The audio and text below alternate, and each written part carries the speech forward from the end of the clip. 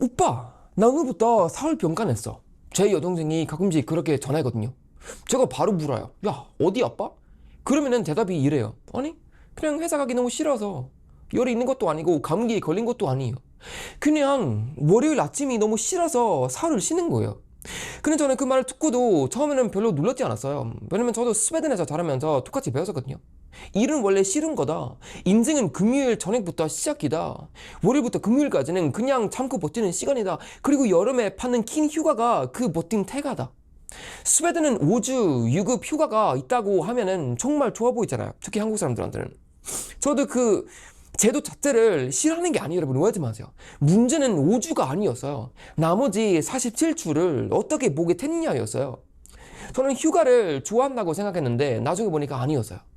저는 그냥 제 일상에서 도망가고 싶었다는 거예요. 그걸 깨닫기까지는 정말 오래 걸렸어요. 어릴 때는 저는 학교가 시작하면은 끝나는 날부터 생각했어요.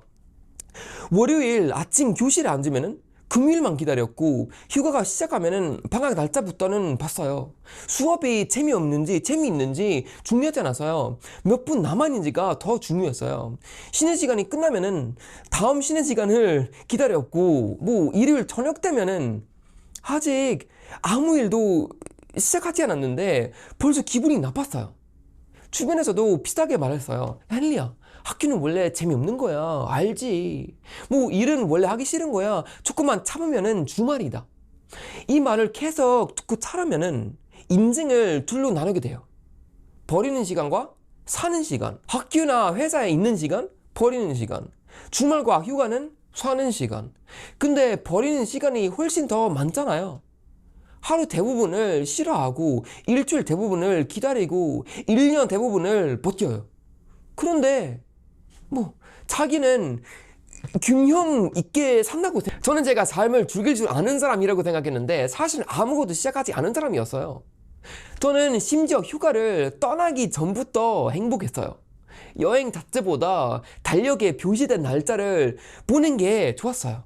앞으로 며칠만 버티면 된다. 이번 주만 끝내면 된다. 그 생각으로 하루를 넘겼어요. 근데 휴가가 끝나고 돌아오면요. 뭐 쉬기 전보다는 일이 더 싫어졌어요. 책상에 앉는 순간부터 다음 휴가 일을 찾았어요. 그러니까 휴가가 저를 회복시킨 게 아니라 제가 얼마나 제 일상을 싫어하는지 더 선명하게 보여줬어요. 그때는 그걸 몰랐어요. 쉰 날이 부족해서 힘든 줄만 알았어요. 사실은 돌아오는 날이 싫었던 거예요. 미국에 갔을 때는 그거 처음 깨졌어요. 제가 알던 한 친구는 낮에는 일하고 밤에는 공부했어요. 퇴근하고 집에 오면은 피곤해서 소파에 누워 있었어요. 근데 한 10분 지나면은 다시 일어나 노트북을 켰어요. 제가 물었어요. 야, 너 안 힘들어? 그 친구가 웃으면서 말했어요. 힘들지. 근데 지금 안 하면은 내년에도 여기 있잖아요.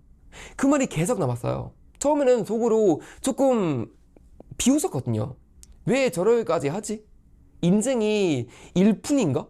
좀 쉬지. 근데 1년 뒤에 그 친구는 진짜 다른 곳으로 갔어요. 더 좋은 일을 얻었고 돈도 더 벌었고 표정까지 달라졌어요. 저는요? 쉰 날을 정말 잘 보냈어요. 뭐 잠도 많이 잤고 게임도 많이 했고 친구도 많았어요. 근데 아무것도 달라지지 않았어요. 그때 처음 무서웠었어요. 피곤해 보였던 친구는 앞으로 가고 있었고 편하게 살던 저는 제 자리에 계속 있었어요. 저는 휴가를 선택한 게 아니었어요. 두려움을 선택하고 있었어요. 실패할까봐 시작하지 않았고 못할까봐 도전하지 않았어요. 그리고 그걸 나는 워라밸이 중요해 라고 포장했어요. 이 말은 지금도 좀 부끄러워하거든요, 여러분. 왜냐면 저는 열심히 사는 사람을 보면서 불쌍하다고 생각했었거든요. 사실은 제가 부러웠던 건데요. 한국에 와서는 그 차이가 더 크게 보였어요. 한국의 회사는 문화가 더 좋다는 말은 아니에요, 여러분. 사람을 쓰러질 때까지는 쓰고 쉬면은 눈치를 주고 늦게 남아있는 걸 뭐 중성심으로 보는 걸 잘못했어요. 근데 제가 한국에서 놀란 건 따로 있었어요. 힘들어도 뭔가를 바꾸려고 하는 사람이 많았었거든요. 제가 아는 한 형은 여러분, 낮에는 회사는 다니고 밤에는 자기가 하고 싶은 일을 준비하고 있었어요. 퇴근 후에 만나면은 얼굴이 완전히 찢어 있었어요. 제가 말해가지고 야 오늘은 그냥 쉬면 됐잖아. 그 형이 겁을 내려놓고 말했어요. 나도 쉬고 싶지. 근데 지금 인생이 더 싫어. 그 말이 세계에 들어왔어요. 일이 힘든 게 싫은 게 아니라 바꾸지 않은 삶이 더 싫다는 거였어요. 저한테는 완전히 새로운 생각이었어요. 스웨덴에서 제가 익숙했던 말은 반대였었거든요. 왜 그렇게 열심히 하냐? 왜 그렇게 원하냐? 적당히 살아도 됐잖아. 돈을 조금 더 번다고 뭐가 달라지냐? 이런 말이 겉으로는 여유롭고 성숙하게 들려요. 근데 계속 들으면은 자기 욕심을 부끄러워하게 돼요. 더 잘하고 싶다는 마음을 숨기고 돈을 더 벌고 싶다는 말을 못하고 실패할 가능성이 있는 일은 아예 시작하지 않아요. 그러다가 점점 쉬는 것만 잘하는 사람이 돼요. 저도 그랬어요, 여러분. 문제는 오죽 휴가가 아니라 노력 자체를 조금 웃음 곳으로 만드는 분위기였어요. 열심히 하면은 왜 저렇게까지 하지? 성공하고 싶다고 하면은 욕심이 너무 많다. 뭐 남들보다 더 벌고 싶다고 하면은 돈밖에 모른다. 그럼 사람은 아주 변한 선택을 하게 돼요. 아무것도 안 하고도 자기는 더 현명한 사람이라고 믿는 선택이에요. 저는 그 선택을 오래 했어요. 그리고 그 결과가 보이기 시작한 건 20대 후반이었어요. 오랜만에 스웨덴 친구와 동거했는데 그 친구가 또 뭐 여름 휴가가 얘기를 했어요. 올해는 뭐 어디에 갈지 모르겠고 돈이 없고 그냥 회사는 싫고 다른 일을 하고 싶지만 준비할 시간은 없다고 했어요. 제가 물어봐가지고 야 그냥 작년에도 똑같이 말하지 않았어요? 잠깐 조용해졌어요. 그러더니 웃으면서 말했어요. 그러게. 그 웃음이 되게 쓸쓸했어요. 시간이 없는 게 아니어서요. 퇴근도 빠르고 휴가도 있고 주말도 있었어요. 근데 새로운 걸 시작할 힘이 없는 거예요. 평일 내내 일을 미워하니까 남는 시간에는 그냥 회복만 해야 했었거든요. 토요일에는 그냥 쓰러져 있고 일요일에는 그냥 월요일 걱정하는 거예요. 그러니까 5주일 휴가가 있어도 그걸로 인증을 바꾸는 게 아니라 잠깐 있는 데 서요. 여기서 제가 진짜 깨달은 게 있어요. 휴가가 길다고 사람이 자유로운 게 아니에요. 돌아갈 곳이 싫으면은 휴가는 그냥 자유가 아니라 잠깐 부러지는 시간이에요. 끝나는 날짜가 정해진 뭐 달줄이에요. 제가 예전에는 여름 휴가가 마지막 날마다 그랬었거든요. 짐을 다 싸고 침대에 앉아 있는데 아무것도 하기 싫었어요. 휴가는 잘 보냈고 시간도 많았고 맛있는 것도 많이 먹었어요. 근데 다음날 다시 돌아간다는 그런 생각하면은 가슴이 답답해졌어요. 그때는 누구나 휴가가 끝나면은 그런 줄 알았었거든요. 나중에야 알았어요. 제가 쉬는 걸 사랑한 게 아니라 돌아가야 하는 삶을 싫어했다는 거예요. 그건 5주를 쳐도 해결되지 않았어요. 한 달은 더 쳐도 똑같아요. 문제는 달력에 빨간 알이 몇 개 있느냐가 아니에요. 평일에도 내가 살아있다고 느끼느냐예요. 그러면 헨리야 한국처럼 죽어라 일하자는 거냐? 아니에요. 저는 한국에서 너무 오래 일해서 무너지는 사람도 되게 많이 봤거든요. 회사 때문에 가족을 못 보고 휴가를 쓰면서도 미안해하고 아빠도 출근하는 건 건강한 삶은 아니잖아요. 근데 반대쪽 끝도 위험하거든요. 쉬는 권리를 지키다가 일할 이유까지 잃어버리는 거예요. 저는 이 두 극단을 직접 살아봤었거든요. 한쪽에서는 너무 일해서 사람이 지쳤고 다른 한쪽에서는 일을 너무 미워해서 사람이 작아졌어요. 둘 다 사람을 망가뜨려요, 여러분. 모양만 다른 뿐이에요. 근데 한국에서 제가 영상을 만들기 시작했을 때도 정말 힘들었었거든요. 찍었는데 망한 날도 있었고 몇 시간 준비한 영상이 아무 반응도 없던 날도 있었거든요. 어떤 날은 카메라 앞에 앉기 싫어서 방 안을 계속 돌았어요. 그래도 다시 앉았어요. 지금처럼. 다음 영상은 조금 더 잘할 수 있을 것 같기도 하고. 그때 처음 알았어요, 여러분. 힘든 하루도 내가 원하는 방향으로 가고 있으면은 버틸 이유가 생긴다는 거예요. 스트레스가 다 같은 스트레스가 아니었어요.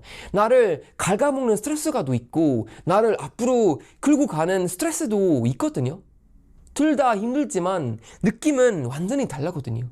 예전에 저는 금요일만 기다리면서 일주일을 버렸어요. 지금의 저는 힘든 병이라도 뭔가 하나를 만들려고 해요. 뭐 매일 행복한 거 아니잖아요, 여러분. 뭐 다 행복한 사람은 어디 있어요. 근데 적어도 제 인생이 주말에만 시작되지는 않아요. 이 차이가 정말 커요, 여러분. 그리고 저는 우리 여동생을 뭐 비난하고 싶진 않아요. 그 애가 왜 회사에 가기 싫은지 저도 알아요. 뭐 직장이 사람을 지치게 만들 수도 있고 상사가 사람을 무너뜨릴 수도 있어요. 정말 서야 할 때도 있거든요. 근데 몸이 아프지 않은데 사흘 병가를 내고 그걸 반복하면서도 아무것도 바꾸지 않잖아요. 그건 쉬는 게 아니라 삶을 미루는 거예요. 우리 여동생이 뭐 회사 가기 싫어 라고 했을 때는 제가 걱정한 건 사흘 동안 일을 안 한다는 게 아니었어요. 넷째 날에 다시 갈 이유가 남아있느냐였어요. 그 이유가 없으면은 5주 휴가도 부족해져요. 주말도 짧고 공휴일도 적고 월요일은 점점 더 잔인하게 느껴져요. 그러면은 사람은 더 긴 휴가를 원해요. 근데 사실은 필요한 건 더 긴 휴가가 아니에요. 돌아오고 싶은 삶이에요. 스웨덴의 5주 휴가는 분명 좋은 제도잖아요. 한국도 사람들이 눈치 보지 않고 제대로 쉬었으면 좋겠어요. 저는 진심으로 그렇게 생각해요. 쉬는 사람을 게으르다고 보는 문화는 바뀌어야 한다고 생각해요. 근데 열심히 사는 사람을 불쌍하게 보는 문화도 따라오면 안 돼요. 도전하고 싶은 사람은 왜 그렇게까지 하냐, 그런 식으로 그냥 눌러버리면 안 돼요. 그 순간부터 휴가는 그냥 보상이 아니라 마취가 돼요. 잠깐 아무 느낌 없게 만드는 시간이에요. 그리고 마취가 풀리면은 원래 있던 삶을 그대로 돌아와요. 제 여동생이 전화가 아직도 기억나요, 여러분. 오빠, 나 오늘부터 사흘 병가 냈어. 어디 아파? 아니, 그냥 회사 가기 싫은 거야. 예전에 저는 그 말을 들으면은 부러워했을 거예요. 아프지 않아도 쉴 수 있고 회사도 자르지 않고 제도도 지켜주니까요. 지금의 저는 다르게 들어요. 그건 좋은 복지의 증거일 수도 있어요. 동시에 한 사람이 자기 일상에서 완전히 마음이 떠났다는 신호일 수도 있어요. 5주를 쉬는 게 행복의 증거는 아니라고 생각해요. 47주를 어떻게 사는지가 더 중요해요. 47주를 미워하게 되는 순간 그 5주는 휴가가 아니라 아주 긴 대기실이 돼요. 인생은 휴가 전날에만 시작되면 안 돼요. 월요일 아침에도 시작되거든요.